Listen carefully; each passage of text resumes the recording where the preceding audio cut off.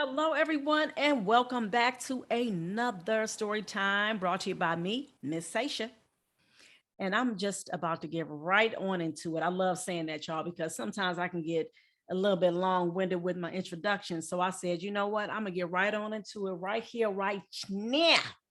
JD and the Family Business, written by J. Dillard, illustrated by Akeem S. Roberts, who does the best hair in the family, y'all.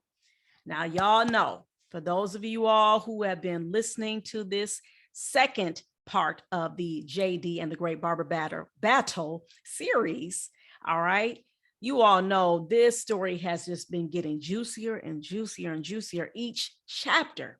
In the last chapter I left off on, JD was trying to figure out how he was going to pay for that camera that he accidentally broke.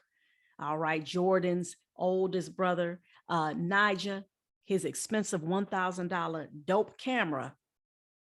Yes, JD accidentally, him and Jordan playing around had broke it. So in the last chapter I read about was JD was trying to figure out how he was going to make this money. Okay. He was trying to figure, should he go back to Hart and Son? Remember, I told y'all to leave your comments in the comment section and you tell me, do you think he should go back to Hart and Son? Well, I'm about to read this chapter 12, the lifeline. All right. So we're about to see what decisions that JD is about to make.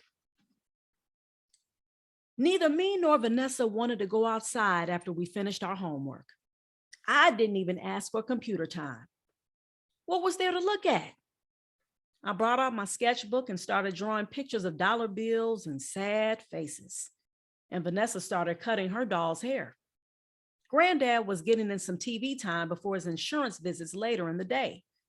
He only watched 3 types of television shows: the news, game shows, and soap operas. His favorite news anchor was Tom Frank, an older white man with salt and pepper hair who wore glasses and a black suit every day.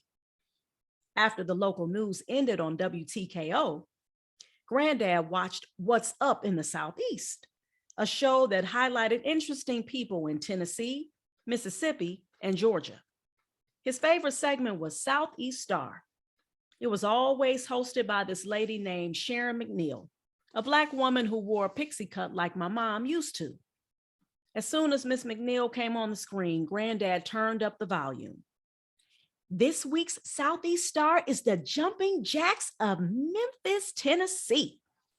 A group of people who looked like they were in their 20s tumbled onto the set and threw each other into the air.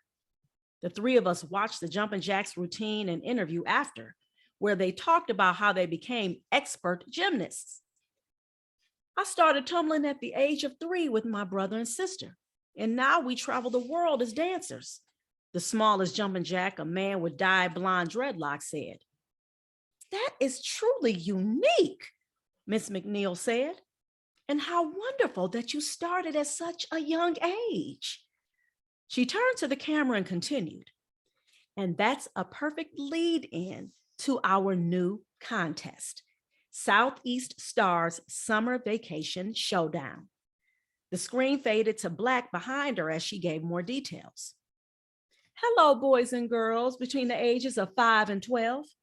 Do you have a special talent or skill you think you should be highlighted by Southeast Star? Well, please visit our website and click the link for the Southeast Star competition. Follow the instructions, submit your video entry, and good luck.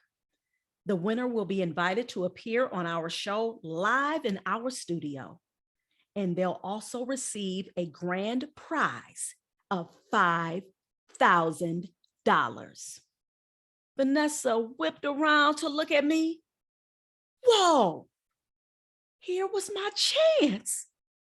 I could pay back Naija without having to go back to Hart and Son and become famous at the same time. When I won the barber competition, I gotten written up in the Meridian Star. Now that I had learned some new things, like how to do girl hair and write a good video script, I knew I had a chance. We had a chance.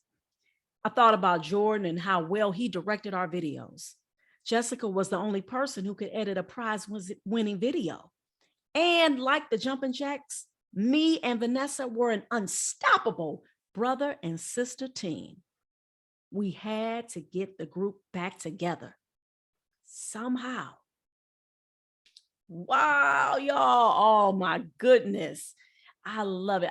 You know what? That's why I like this book, because I love just the comeback, right? I love those comeback stories. Okay. So you already know JD was just in a stupor. Okay. He was just like, oh my gosh, man, woe is me. What I's gonna do? How am I gonna pay this $1,000 back? And he was spending his little money that he had been making when he was working for Hart and Son. But of course, for those of you who've been following along, you know that he stopped working at Hart and Son so he can team up with his sister Vanessa and Jessica, and they start their YouTube channel. Everything was starting to look great until he accidentally broke the camera. So now he has to deal with settling this debt. So with all that being said, now him and his sister are about to, as we see, enter into this contest. So I hope you guys, number one, are enjoying these chapters. And how do you all think it's going to turn out? Of course, you know, in stories like this, we already I'm pretty sure you all got a good idea that they're going to win. Well, at least we hope it ends that way, right? Because, you know, when you have good books, they give you twists and turns and you'll be thinking, oh yeah, it's going to end like this. And then next thing you know, wham, they come up with something just out of the blue. You're like, dang, what was that? But that's what makes you really, really enjoy the book, right? When they give you those little curve balls, if you will. So just make sure you stay tuned for chapter 13. And for my new people who just joined the channel, please make sure you play catch up. Listen to these chapters. This book is awesome. Also, make sure you go and listen to JD and the Great Barber Battle as well. And last but not least, make sure you like, subscribe, share, and make sure that you get your 30 minutes of reading in every single day. My name is Miss Seisha. Peace.